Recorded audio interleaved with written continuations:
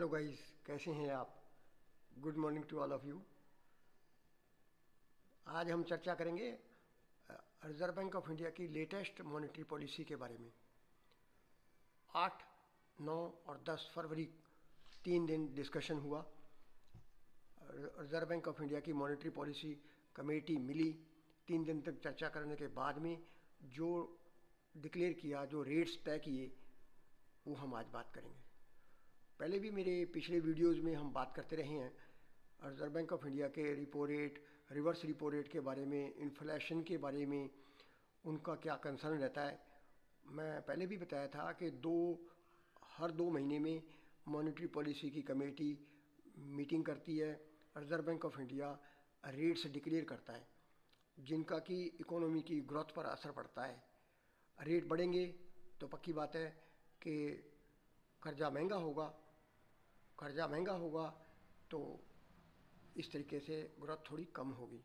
लेकिन reserve Bank of India का एक और जिम्मेवारी है इन्फ्लेशन को कंट्रोल करना। इन्फ्लेशन अगर बढ़ता जा रहा है तो उस टाइम पर ग्रोथ की थोड़ी नज़रअंदाज करके ग्रोथ का थोड़ा सेक्रीफाइस भी करना पड़े, लेकिन इन्फ्लेशन को कंट्रोल करना पड़ता है, रेट बढ़ाना पड़ता है। क्योंकि रेट अगर बढ़ेंगे तो पक्की बात है कि डिमांड पर कुछ असर पड़ेगा और डिमांड कम होगी तो इन्फ्लेशन कम होगा। हाँ, भले ही ग्रोथ थोड़ी कम हो जाएगी। अभी रिजर्व बैंक ऑफ इंडिया एक बैलेंस मेंटेन करता है ग्रोथ और इन्फ्लेशन में। रिजर्व बैंक ऑफ इंडिया बहुत ही सोच समझ करके, पोजीशन देख करके कि रेट्स बढ़ने चाहिए नहीं बढ़ने चाहिए, इसका इकोनॉमी पर क्या असर होगा, ग्रोथ पर क्या असर होगा। खास करके there is a correlation between growth and inflation. Inflation और ग्रोथ का बैलेंस मेंटेन करता है रिजर्व बैंक ऑफ इंडिया और बाई मंथली रेट्स डिक्लेयर करता है। अब की बार जो 10 फरवरी को जो रेट्स डिक्लेयर किए हैं, ये कमेटी की मीटिंग हुई बजट आने के बाद। जो रेट डिक्लेयर किए हैं वो स्टेटस को मेंटेन किया है, सेम रेट रहे हैं।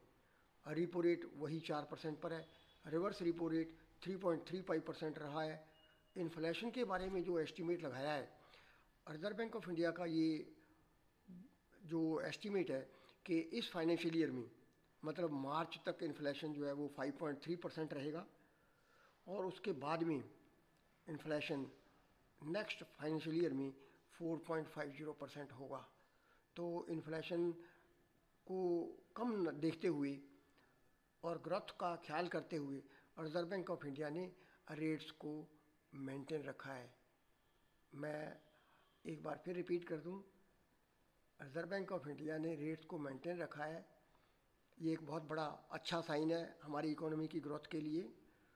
और अलग अलग सेक्टर्स में अलग अलग जो एनालिस्ट हैं वो इसकी ग्रोथ की प्रोजेक्शंस करते हैं। जीडीपी कितना बढ़ेगा, रफली 9% के आसपास अलग अलग संस्थाएं जो हैं उसकी प्रोजेक्शन देती हैं।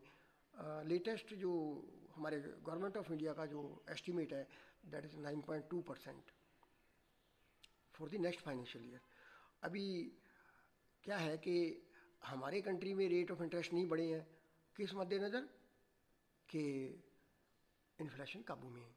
लेकिन जब हम बाकी देशों की हालत देखते हैं, इन्फ्लेशन बहुत बहुत बढ़ गया है। अभी यूएसए का जो रिजल्ट्स आए इन्फ्लेशन के बारे में, 7.5% इन्फ्लेशन है वहाँ पर। ऐसे में वहाँ पर रेट ऑफ इंटरेस्ट बढ़ने वाले हैं, यूएसए में बढ़ने वाले हैं। फेड इंटरेस्ट रेट बढ़ाएगा और उसका कुछ असर हमारे कंट्री पर भी पड़ेगा, पक्की बात है। क्योंकि वहाँ पर इंटरेस्ट रेट बढ़ेंगे तो हमारे यहाँ पर इन्वेस्टमेंट का असर पड़ता है, क्योंकि हमारा डायरेक्ट उससे रिलेशन रहता है। जो हमारे फॉरेन पोर्टफोलियो इन्वेस्टर्स आते हैं वो इसी मद्देनज़र आते हैं कि वहाँ पर अगर इंटरेस्ट रेट कम है तो इन्वेस्टमेंट यहाँ पर बेटर होता है। वहाँ पर इंटरेस्ट रेट बेटर हो गया तो फिर अपॉर्चुनिटीज़ वहाँ ज़्यादा बेटर हैं, यहाँ पर इन्वेस्टमेंट कम होगा, ये थोड़ा सा असर पड़ता है।